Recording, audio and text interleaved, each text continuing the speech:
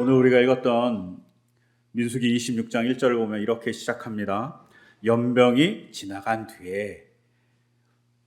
이런 문구로 시작하는 이 말씀은 우리에게 이런 생각을 하게 되죠. 연병이 지나간 다음에 무슨 일이 있었지? 무슨 일이 발병할지 이렇게 궁금하게 만들어요. 근데 그 궁금이 금방 해결됩니다. 그 뒤에 바로 하나님께서 연병이 지나간 뒤에 어떻게 해라 라고 26장에 자세히 설명하고 있기 때문입니다. 그런데 요거를 히브리어 성경으로 보면 조금 다르게 되어 있어요. 문장이 다른 건 아니고 문장을 끊는 게 다르게 되어 있습니다. 히브리어로 된 성경을 보면 26장 1절 앞부분에 있는 연병이 지나간 뒤에라는 이 문장이 어디에 붙어 있냐면 25장 맨 끝에 붙어 있어요. 즉 히브리어로 된 성경은 1절이 어떻게 시작하냐면 주님께서 모세와 아론의 아들 제사장 엘레아살에게 말씀하셨다라는 말로 시작해요. 근데 우리가 번역된 성경, 영어 성경도 마찬가지고 다른 나라 대부분의 성경은 26장 시작을 연병이 지나간 뒤에라고 시작하고 있습니다. 심지어 히브리어 성경은 25장이 18절까지밖에 없는데 19절을 만들어 갖고 19절에 연병이 지나간 뒤에를 딱 이렇게 해놨어요. 되게 이상하죠. 근데 절을 구분한 거는 아마도 주 13세기 이후의 일이에요. 그 전까지는 절이 정확하게 구분되어 있지 않았습니다. 근데 13세기쯤에 절을 구분하면서 장절을 구분했던 사람들이 이거는 히브리어 성경대로 위에 25장에 붙여놓지 말고 26장에 붙이자라고 아마 생각하셨던 것 같아요. 그래갖고 26장 처음에 딱 붙여놓은 거예요. 그러면 어떻게 되겠습니까? 있는 사람들이 연병이 지나간 뒤에 무슨 일이 있었나 보니까 인구조사가 있었어요. 자연스럽게 본문을 읽을 수 있잖아요. 그런데 이상하지 않습니까? 히브리어 성경은 왜 연병이 지나간 뒤에란 이 문구를 26장 처음에 두지 않고 25장 맨 끝에 뒀을까요? 되게 이상해요. 이건 꼭 이런 것 같아요. 25장이 암울하잖아요. 이스라엘 백성이 모압 여자와 결혼하고 또 모압 여자와 결혼하고 났더니 무슨 일이 벌어져요? 모압 여자들이 섬기던 신에게 막 예배를 드린 일이 발생했어요. 신앙적으로 잘 살던 사람들이 갑자기 이방신을 섬긴 거예요. 하나님 화가 나셨죠? 아마 화가 나셔갖고 전염병을 보낸 것 같아요. 사람들이 막 전염병이 도니까 순간 내가 잘못했구나 생각하고 회개를 하기 시작해요. 심지어 성경은 뭐라고 썼냐? 통곡하면서 울면서 회개를 했다는 거예요. 우리가 혼날 때 그러잖아요. 잘못하면 막 울면서 엄마 잘못했어요, 아빠 잘못했어요 막 하잖아요. 이와 같이 이스라엘 백성도 하나님께 막 울면서 잘못했다고 그러는 거예요. 근데 이런 잘못했다고 하는 상황에 시므리라는 사람이 약간 뻔뻔하게도 미디안 여자를 데리고 자기 집으로 들어가는 거예요. 이방 여자와 결혼한 거예요. 난리가 난 거죠. 그러자 엘르아살이라는 제사장의 아들 비느하스라는 사람이 이 두 사람을 죽여버려요. 아주 잔인하게. 그리고 그 두 분을 죽인 사건이 딱 끝나자 무슨 일이 벌어졌냐? 전염병이 멈췄어요. 자그마치 이 전염병으로 24,000명이 죽었습니다. 엄청나게 많은 수가 죽은 거죠. 근데 여기서 중요하게 볼 것이 있어요. 뭘 보냐? 그 전까지 없었던 거예요. 이스라엘 백성에게. 이스라엘 백성이 하나님께 잘못하잖아요. 그럼 잘못했다고 얘기해요. 그리고 막 울어. 그런데 이 백성이 조금 다른 행동을 합니다. 잘못한 문제를 해결하는 거예요. 우리에게 이런 문제가 있네. 잘못한 사람이 있으면 하나님께 물어보기 전에 말씀으로 우리가 어떻게 행동해야 되지? 라는 걸 고민한 거죠. 그리고 그 고민을 가지고 너무나도 폭력적이고 잔인하지만 시므리와 미디안 여자를 죽이는 일을 합니다. 그러면서 우리가 하나님의 말씀대로 행동하는 백성입니다라는 것을 약간 보여주고 약간은 희망찬 모습을 딱 보여줬어요. 그리고 25장 맨 끝에 연병이 지나간 뒤에 라고 딱 끝나는 거예요. 또 뭐 같냐면 우리가 요새 제게 우리 성도님들 뭐 이렇게 SNS를 보니 뭐 최근에 유행하는 눈물의 여왕을 아이들이 막 열심히 보는 거예요. 근데 그렇지, 열심히 보잖아. 그런데 눈물의 여왕의 마지막 장면이 딱 끝났는데 그 다음 장면이 너무 궁금하게 끝나는 거예요. 다음 화를 꼭 봐야 돼. 그렇게 궁금증을 자아내게 연병이 지나간 뒤에란 말은 그렇게 끝나는 겁니다. 근데 이게 이렇게 끝나는 이유가 있습니다. 장절을 나누기 전에는 성경을 읽을 때 어떻게 나눴을까요?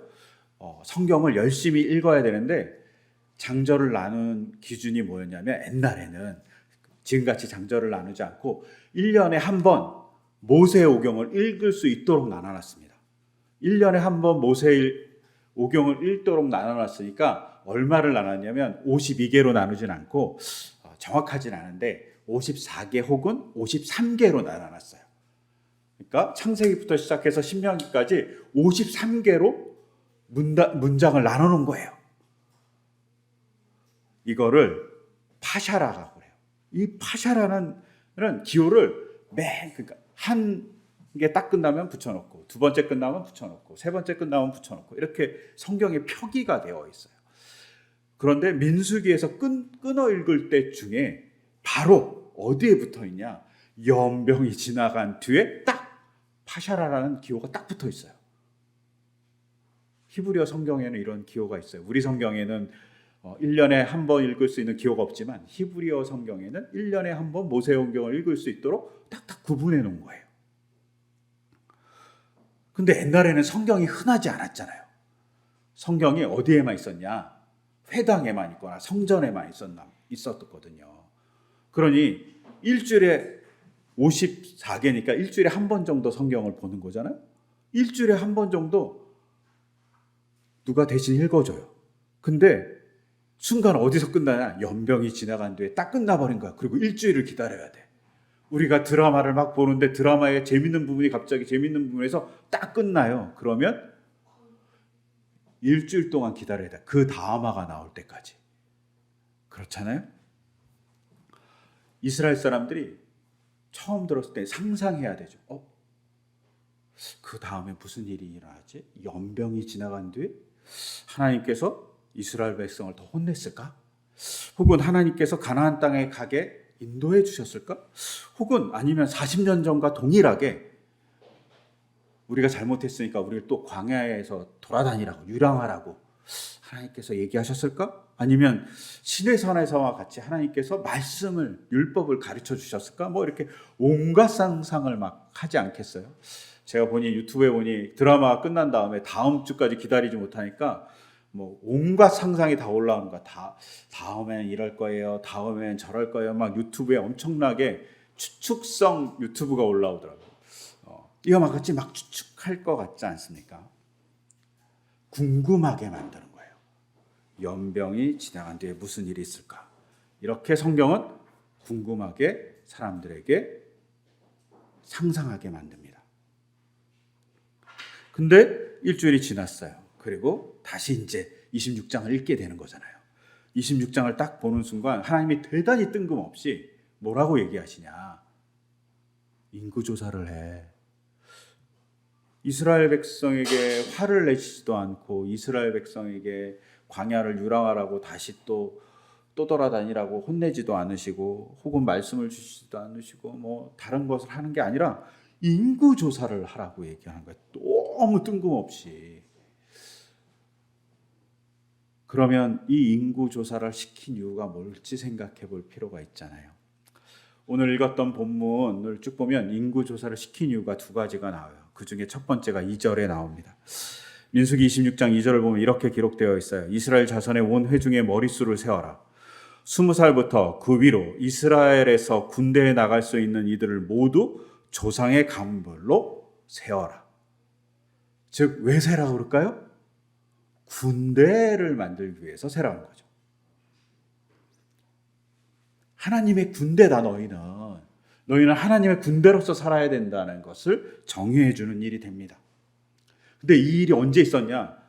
40년 전에도 한 번 있었어요. 언제? 민수기 1장에 나와요.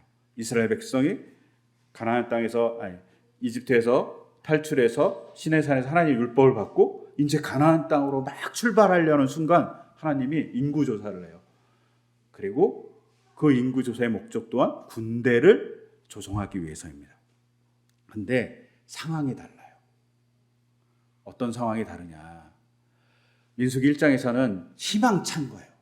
우리 이제 가나안 땅으로 들어가. 하나님의 말씀을 다 배웠어. 이제 가나안 땅으로 들어가고 하나님의 나라를 만들 거야 라는 대단히 희망찬 마음으로 군대를 만들어서 나가는 거예요. 우린 가나안 땅에 들어가서 전쟁할지도 모르니까 군대를 만들어야 돼. 이런 생각을 하고 있는 겁니다. 그런데 26장은 좀 상황이 달라요.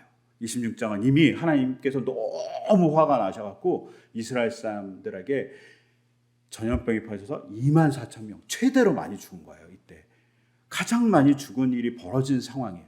이스라엘 백성의 자존감이 무너지고 이스라엘 백성이 우리는 이제 버림받았나 이런 공포에 질릴 때 하나님이 이스라엘 백성에게 인구조사를 하면서 그 목적이 뭐냐?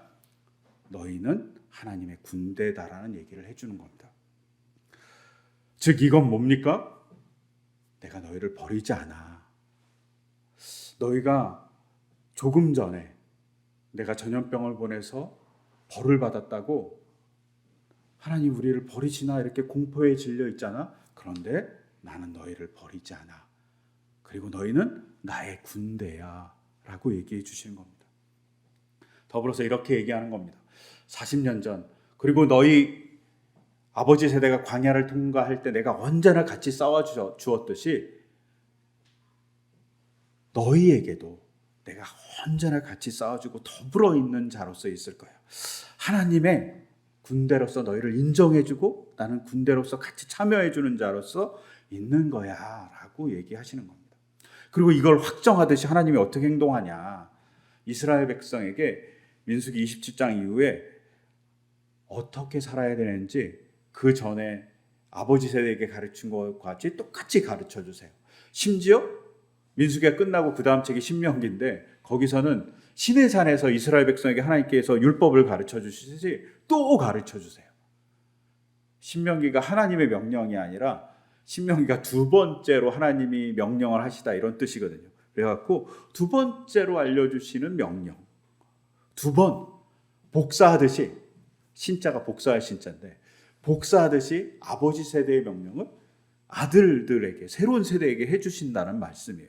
이렇게 얘기해주는 이유가 뭘까요? 이스라엘 백성이 거룩한 백성이기 때문입니다. 내가 너희를 거룩한 백성으로 대우해주고 있어 라고 공포에 질리거나 자존감이 떨어져 있는 이스라엘 백성에게 자존감을 회복해 주시는 하나님의 놀라운 배려입니다. 인구조사가. 그리고 그 인구조사에서 어떻습니까? 이스라엘 백성이 한 60만 명이 탈출했어요. 그런데 인구조사를 보면 거의 60만 명에서 그 전보다 조금 적게 살아남아 있어요. 즉 뭡니까? 봐봐, 내가 광야 40년 동안 너희를 지켜줬잖아. 봐봐, 너희 인구수는 그렇게 변동이 없잖아. 내가 너희를 이렇게 지켜주니까 걱정하지 말아라 라고 얘기해주는 또 하나의 하나님의 보호의 신호이기도 합니다. 너희 눈으로 직접 확인해. 내가 너희를 지켜주는 걸 라고 얘기하시는 겁니다. 인구조사를 통해서 이스라엘 백성은 그걸 경험하는 거죠. 저는 이 점에서 한국교회의 청장년 그리고 저희 교회 성도님들의 상황과 되게 비슷하지 않을까 생각합니다. 왜냐하면 한국교회 청장년 성도들과 저희 교회 성도님 대부분의 그 연령대를 보면 어떠냐면 기독교인으로서 2세대거나 2.5세대 정도 됩니다. 즉 광야 세대와 비슷해요. 광야 세대가 광야를 탈출한 2세대거나 2.5세대거든요. 근데 이들이 1세대인 아버지 세대와 어머니 세대와 다르게 살아가야 될 사람으로서 부름 받은 거예요. 아니, 새로운 광야 세대로서 하나님의 백성으로서 도전을 하는 사람으로서 부름 받은 거예요. 이들은 1세대와 다르게 하나님의 말씀을 자기 삶에서 해석하고 적용하고 그것을 도전하는 자로서 삶의 자리를 자리매김하고 있는 사람들인 거예요. 이 민수기 25장, 26장에 나온 세대들이 말입니다. 그리고 이들이 그렇게 하나님의 말씀을 자기 삶에 적용하려고 최선의 노력을 할 때 하나님이 너희는 하나님의 군대야 라고 칭해 주셨다는 거죠. 우리도 마찬가지인 거죠. 현대 한국교회에 어려움이 있어요. 근데 이 어려움을 타개하기 위해서 우리에게 필요한 건 뭐냐면 말씀을 가지고 삶에서, 다른 게 아니라 삶에서 도전하는 사람들인 거예요. 1세대는 열심히 교회에 나왔고 열심히 교회를 만들었어요. 하지만 삶에서 하나님의 나라를 만들기 위한 도전은 대단히 적으셨어요. 근데 광야 2세대는 그 도전을 함으로 하나님께서 하나님의 군대야라고 그들을 얘기해 주는 칭찬을 받아요. 우리도 마찬가지죠. 삶에서, 사회 안에서 기독교인이라는 모습을 보여줄 것들이 필요합니다. 하나님 말씀을 해석해서 이 땅에 도전하는 모습이 필요하죠. 근데 이렇게 도전하는 사람들에게 하나님의 군대야라는 말은 또 다른 하나의 의미를 갖고 있어요. 여러분, 출애굽기 3장 14절을 보면 하나님이 자신을 정의합니다. 뭐라고 정의하냐면 나는 스스로 있는 자야. 에흐헤 아슈아라이헤 에흐헤라고 얘기하면서 나는 스스로 있는 자라고 얘기합니다. 스스로 있는 자가 뭡니까? 누군가에게 의존할 필요가 없는 사람이에요. 우리가 마르틴 부버라는 사람의 나와 너라는 책을 읽었는데 잘 아시잖아요. 나가 있으려면 너라는 존재가 있어야지 나가 있다. 그러니 나라는 단어는 없고 나와 너라는 단어만 있다. 내가 되려면 너가 있어야 된다. 이렇게 얘기하는 게 이제 마르틴 부버의 나와 너라는 책의 중요한 키워드잖아요. 근데 스스로 있는 자라는 말은 너가 없어도 되는 거예요. 나만 있으면 되는 거예요. 완전해요. 너라는 것이 없는, 너라는 단어가 필요 없는 존재 자체가 스스로 있는 자라는 뜻입니다. 근데 이스라엘 백성에게 너희는 나의 군대야라는 말을 하고 계시는 것은 이스라엘 백성을 너라고 규정하는 겁니다. 그리고 너라고 규정할 때 하나님 나, 스스로 있는 자 나가 너라는 대상과 더불어서 있는 자라는 이야기를 해주시는 겁니다. 하나님이 이스라엘 백성에게 너는 이제 나와 뗄래야 뗄 수 없는 관계인 나와 너의 관계야 라고 얘기해주는 사랑의 얘기입니다. 인구조사는 이런 뗄래야 뗄 수 없는 사랑의 관계라는 것을 호소하는 하나님의 사건입니다. 이 사건이 이스라엘 백성에게만 있었을까요? 우리에게도 있습니다. 언제? 하나님이 성육신하여서 예수님이 되셨습니다. 그리고 이 땅에 오셔갖고 하나님의 일을 막 하십니다. 말씀을 전해주시고 병자를 고쳐주시고 귀신을 내쫓으셨습니다. 근데 제자를 부르셔서 뭘 하라고 얘기하냐면 오늘 읽었던 마태복음 10장 1절에 보면 예수께서 12제자를 부르셔서 더러운 귀신을 제어하는 권능을 주시고 그들이 더러운 귀신을 쫓아내고 온갖 질병과 온갖 허약함을 고치게 하셨다. 예수님이 하던 그 일을 누가 하고 있냐? 제자들이 하고 있는 겁니다. 스스로 계신 분이 스스로 혼자 다 하실 수 있습니다. 그런데 하나님의 파트너로 누구를 불렀냐? 제자들을 부르신 거죠. 제자를 불렀다는 말은 무슨 일이냐면, 무슨 사건이냐면 스스로 계시는 분이 나 혼자 할 수 있는 일을 인간인 너에게 맡기시고 너에게 맡긴 그 인간에게 나와 너는 뗄 수 없는 존재야. 뗄려야 뗄 수 없는 존재야 라고 얘기해 주는 사건이에요. 제자가 된다는 건 이렇게 은혜가 되는 사건입니다. 그냥 인간을 하찮게 보면 그냥 잡일만 시키면 돼요. 대충 아무거나 해도 되잖아요. 그런데 제자를 부르셔 시키신 일이 예수님이 하신 일이라니까요. 즉 귀하게 대접해 주는 거죠. 심지어 제자들이 이 일을 할 때, 본격적으로 할 때 어떤 일이 벌어집니까? 오순절에 성령이 내려서 이 사람들이 성령을 받고 하나님의 일을 합니다. 근데 이건 뭐하고 똑같아요? 예수님이 공생애를 시작할 때 성령을 받고 공생애의 시작을 하셨습니다. 예수님의 모습과 제자들의 모습이 동일하지 않습니까? 즉, 뭘 얘기합니까? 내가 너희를 내가 사역하는 모습과 같이 그렇게 귀하게 생각해. 너희는 나의 파트너야. 나와 너라는 관계가 있다면 나는 너에게 속한 존재로서 너희를 바라보고 있어 라고 얘기하시는 겁니다. 여러분, 여기에 군대라고 부르는 하나님의 사랑의 고백이 있습니다. 근데 여기서 조금 더 나가서 하나님이 인구조사를 하는 두 번째 목적을 이야기합니다. 그것이 오늘 읽었던 민수기 26장 51절 이하에 나옵니다.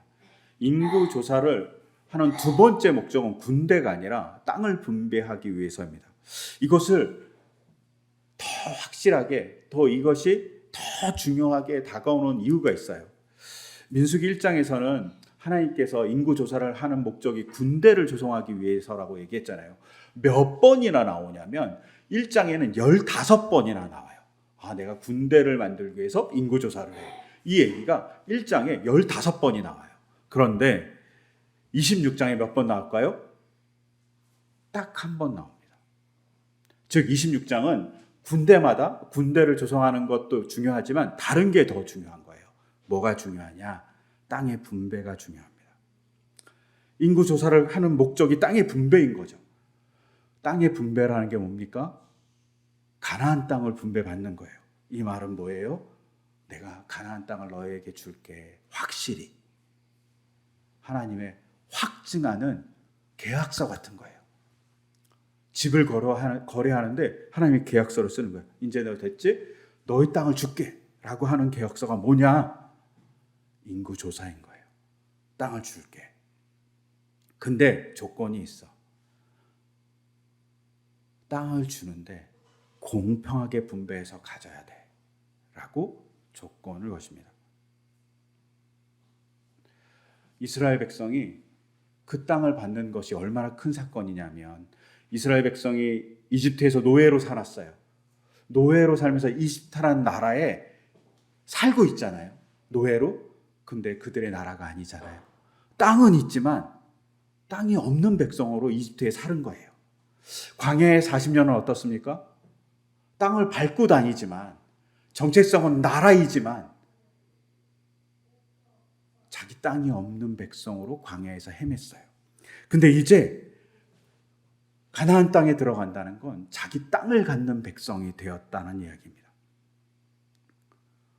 얼마나 기쁘겠어요. 하나님께서 이제 너희는 독립된 나라로서 살아갈 수 있어라고 얘기하는 확증서를 주는 게 인구조사이죠. 근데 여기에 조건이 달렸다고 얘기했어요. 공평하게 분배해야 돼. 공평하게 가져야 된다는 겁니다. 어떻게 공평하게 갖냐? 인구수대로 땅을 공평하게 나눠 갖는 겁니다. 그리고 또 하나, 위치는 제비 뽑아서 갖는 겁니다. 내가 권력이 있다고 좋은 땅을 갖는 게 아니라 이스라엘 땅을 가면 해발 200m 정도 되는 셰펠라라고 하는 평지라는 데가 있는데 거기 너무 좋아요. 거기는 곡식도 잘 자라고 살기도 너무 좋은 땅이에요. 뭐 이스라엘 가면 뭐 항무지만 있을 것 같은데 그렇지 않거든요. 그 땅을 내 땅이라고 가질 수 있어요. 근데 그거 하지 말라고. 땅의 위치는 제비 뽑아서 갖는다. 그 대신 면적은 인구수대로 공평하게 나눠 갖는다. 너는 공평하게 나눠 가져야 돼. 이 말이 얼마나 충격적인 이야기일까요? 모세가 들으면 너무 기분 나쁘지 않겠습니까? 모세는 열심히 이스라엘 백성을 끌고 왔어요. 그리고 광야에서 그 욕을 먹으면서도 이스라엘 백성을 40년 동안 정말 정성 들여서 가나안 땅 앞까지 데리고 왔어요. 그럼 모세의 자손들은 더 많은 땅을 받아야죠. 제사장 아론의 자손들은 열심히 하나님을 섬겼어요. 그러니 더 많은 땅을 줘야죠. 여호수아와 갈렙은 모든 사람이 믿음을 저버렸을 때 믿음을 지켰어요. 그러니 대가를 줘야죠. 근데 하나님이 그건 없어. 너희한텐 누군가 공을 많이 세웠다고 대가를 많이 지불하지 않겠어. 모든 사람은 인구수에 따라서 동일하게 땅을 공평하게 나눠 가져야 돼. 이게 하나님의 백성으로서 할 일이야 라고 얘기합니다. 여러분, 나라를 세울 때 우리가 잘 알잖아요. 조선이 세워질 때 사람들이 막 공에 따라서 막 관직을 주고 공에 따라서 땅을 주고 막 그랬잖아요. 또 대한민국이 세워질 때도 마찬가지였어요. 근데 이스라엘 백성이 나라를 세울 때 그거 못하게 하셨어요. 공평하게 가져야 돼. 여기서 중요합니다. 기독교인으로 살아가는 중요한 가치를 주고 있어요. 우리는 오늘날 이 세상에서 공정이 중요한 세상 같아요. 공정해야 됩니다. 얘기합니다. 그리고 그 공정은 뭐라고 얘기하냐면 능력에 따라서 공정하게 대우받아야 됩니다. 라고 얘기합니다. 즉 보상을 제대로 받는 세상이 되어야 한다고 얘기하는 거예요. 그런데 성경은 공정한 보상을 얘기하지 않습니다. 성경은 공평한 나눔을 얘기합니다. 이집트의 문화는 왕이 많은 걸 소유합니다. 왕이 여러 가지 공헌을 했으니까 그 공헌한 것대로 대가를 지불해야 되는 거죠. 제사장이 많은 것을 갖습니다. 왜요? 제사장이 권력을 갖고 백성을 안전하게 살게 한다고 대우해 주는 거예요.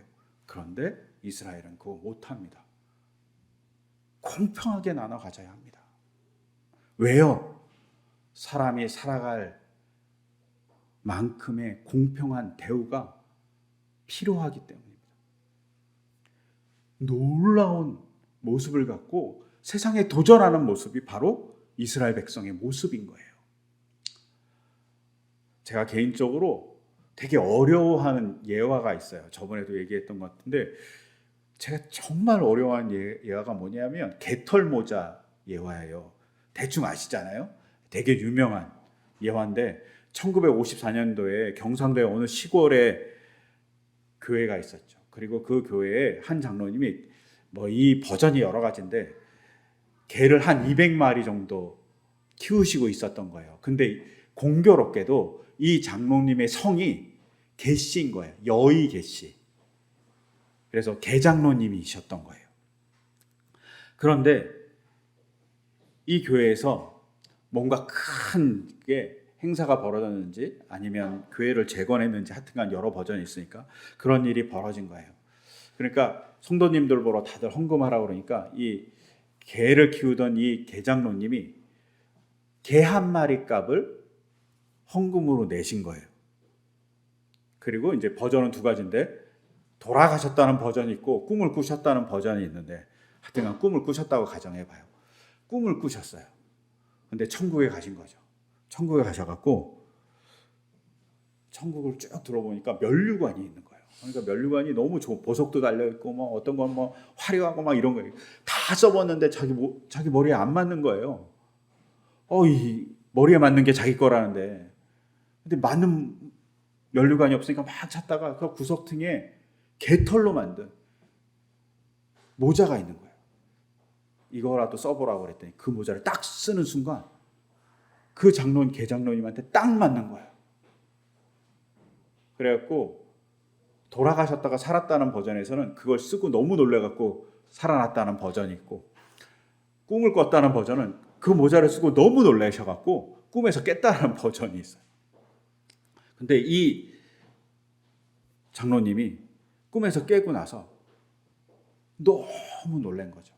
그리고 꿈에서 기억나는 하나의 이야기를 얘기해요. 자기한테 개털 모자가 맞았는데 물어보는 거예요. 왜 내가 개털 모자를 썼냐? 어떻게 하면 저는 화려한 면류관을 얻을 수 있냐고 이렇게 물어봤다는 거죠. 그러자 천사가 이렇게 대답했다 그러죠. 주의 일을 하라고. 하나님의 말씀대로 살라고. 그러면 너의 면류관이 바뀔 거라고 얘기했다고. 그러면서 이 개장로님이 이제 삶이 바뀌었고 주님의 일을 했다.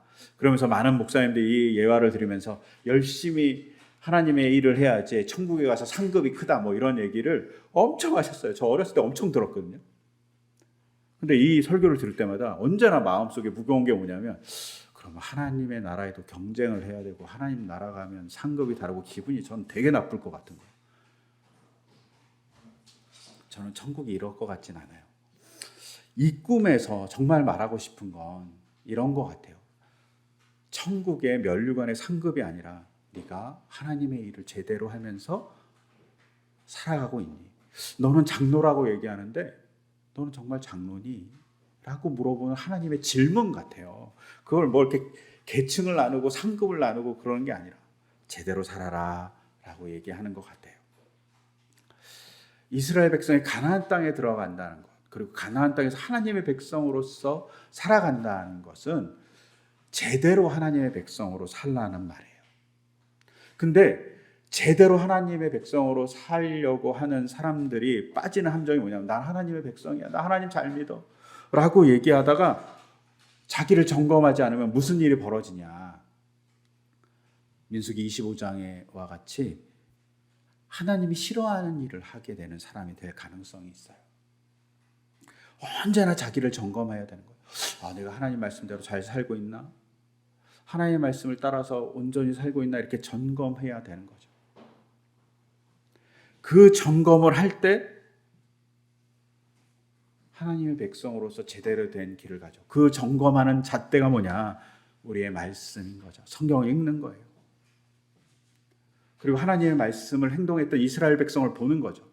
근데 이스라엘 백성이 다른 나라와 다르게, 다른 백성과 다르게 능력에 따라서 분배한 게 아니라 공평하게 인구수대로 가나안 땅을 분배했다는 거죠.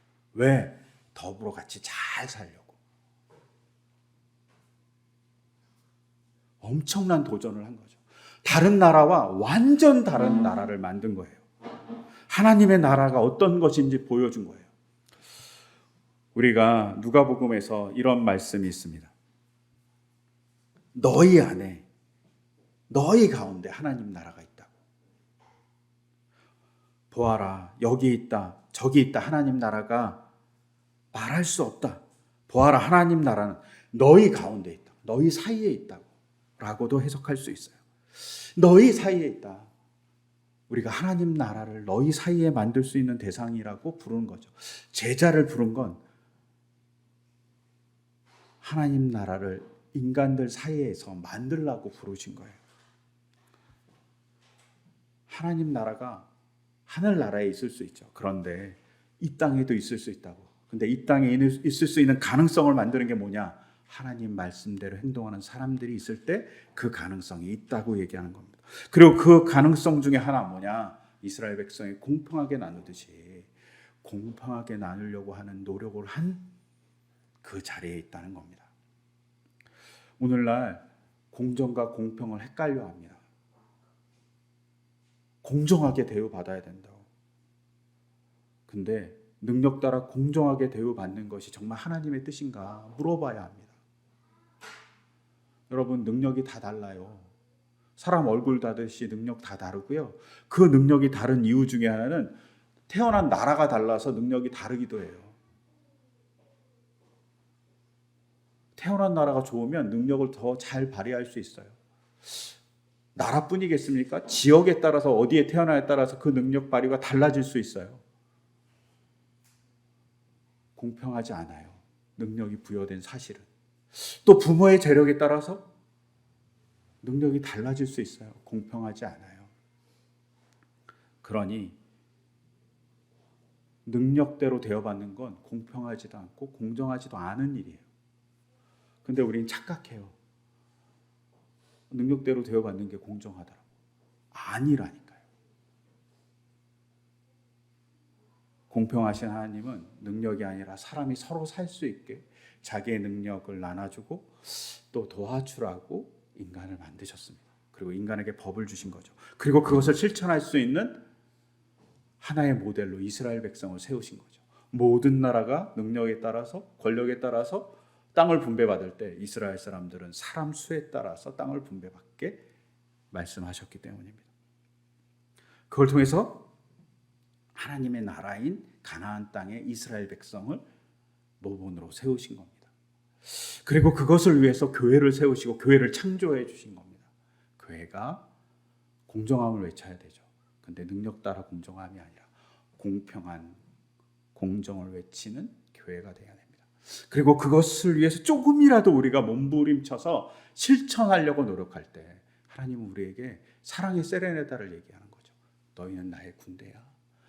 나는 나 스스로 존재하는데 나는 너를 나와 너의 관계인 너라고 얘기해 주고 싶어 라고 얘기하신다는 거죠. 그리고 그렇게 얘기하기 위해서 내가 십자가를 졌고 내가 부활했어, 내가 너희를 위해서 왔어 라고 얘기하신다는 거죠. 그리고 하나님이 놀라운 역사로 우리에게 채워주신다는 거예요. 이스라엘 백성이 가나안 땅을 얻었잖아요. 그와 마찬가지로 우리의 삶에 하나님 나라를 만들어가는 길을 하나님께서 만들어 주실 거라고 생각합니다. 주님이 그런 이스라엘 백성을 위해서 일하신다는 걸 믿고 살아가는 우리이기를 소망합니다. 그런 소망을 담아서 이 시간 제가 기도하겠습니다. 주님, 이스라엘 백성이 조금이라도 하나님의 뜻을 실천하려고 몸부림칠 때 하나님께서는 그들을 향해서 너희는 나의 군대다, 사랑의 세레나다를 얘기하고, 또한 그 군대로서 이스라엘 백성이 하나님의 말씀에 따라 공평하게 살아가는 것을 지시합니다. 그리고 그 공평하게 살아가려고 노력할 때 이스라엘 백성은 가나안 땅에서 하나님의 백성으로서 우뚝 서게 됩니다. 그리고 하나님의 나라를 만들어 갔습니다. 주님, 교회도 그런 모습을 갖기를 소망합니다. 믿음의 2세대고 2.5세대인 우리가 믿음의 도전을 제대로 하면서 하나님의 역사를 만들어가는 우리의 삶이 되고 또한 교회가 되기를 소망합니다. 그렇게 이끌어줄 주님을 기대하며 이 모든 것 주 예수 그리스도의 이름으로 기도드립니다. 아멘.